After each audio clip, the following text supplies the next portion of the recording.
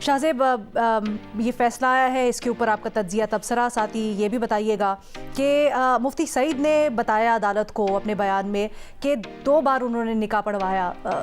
ये दूसरी बार निकाह पढ़वाने की क्या रेलेवेंस, क्या मामला है? देखिए, 2 नुकते हैं जब आप इस फैसले को देखते हैं। पहले तो ये वाज़ेह तौर पर नजर आ रहा है कि एक के बाद एक जो एक ही हफ्ते में फैसले आए हैं, एक में 10 साल कैद की सजा साइफर केस, 14 साल कैद की सजा जो कि तोशाखाना केस, और आज 7 साल कैद की सजा जो कि इद्दत के केस में हुई है। मैं मुत्तफिक हूँ, शाहद इकबाल ठीक कह रहे हैं कि ये सबसे एक अफसोसनाक हमें केस नजर आता है जो एक पॉलिटिकल टारगेटिंग है।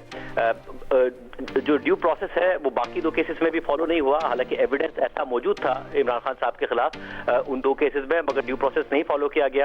और वाज़ेह नजर आ रहा है कि इलेक्शन से पहले उनके खिलाफ एक भरपूर अंदाज में सजाएं अनाउंस कराना, वो दूसरों को गद्दार कहते थे तो साइफर केस में वो वाला नुक्ता प्रूव करना, वो दूसरों को करप्ट कहते थे तो तोशाखाना केस में उन्हें करप्ट प्रूव करना, वो रियासत मदीना और दूसरों को मॉरल ग्राउंड्स पर चैलेंज करते थे रियासत मदीना का दावा बनाकर। तो आज का जो फैसला है वो उनके जो मॉरल्स हैं उनको चैलेंज करता है और उनके कैरेक्टर पर सवाल उठाता है। तो ये जरूर नजर आ रहा है कि इसके बाद दीगरे 3 फैसले आए हैं, लंबी लंबी समातें करके आए हैं। कल भी इस केस की जो समात है कल कोई 13 घंटे जारी रही, उससे पहले एक दिन 11 घंटे 12 घंटे समात जारी रही थी।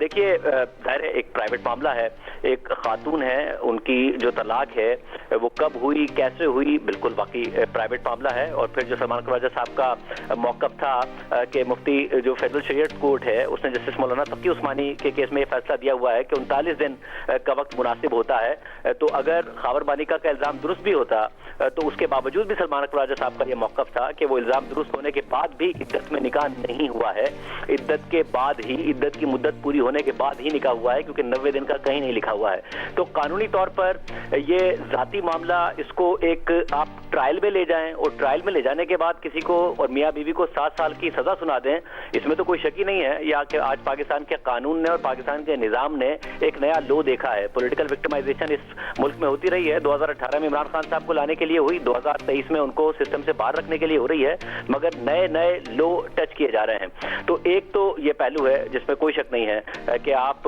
एक जाती मामले को, एक खातून और एक मर्द की शादी को इस तरीके से लेकर आए, जबकि शौहर को 5 साल बाद ख्याल आए कि मेरी बीवी ने जो निकाह किया था वो इद्दत की मुद्दत में कर लिया था, और वो 5 साल बाद फिर उनके कैरेक्टर पर भी सवाल उठाता नजर आए। हालांकि 5 साल पहले वो उनके कैरेक्टर की गवाहियां देता नजर आ रहा था। और मगर एक दूसरा पहलू गलत बयानी का है, जाहिर है कि जो इमरान खान साहब की तरफ से की गई, उमर चीमा साहब आपके साथ मौजूद थे, 1 जनवरी 2018 को उनकी स्टोरी आती है और वो कहते हैं कि इमरान खान साहब और बुशरा बीबी की शादी हो चुकी है और निकाह हो चुका है, एक प्राइवेट सेरेमनी में वो निकाह हो चुका है।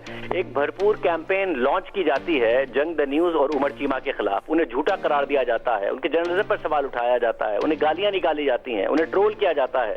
जंग द न्यूज ग्रुप के साथ ये किया जाता है।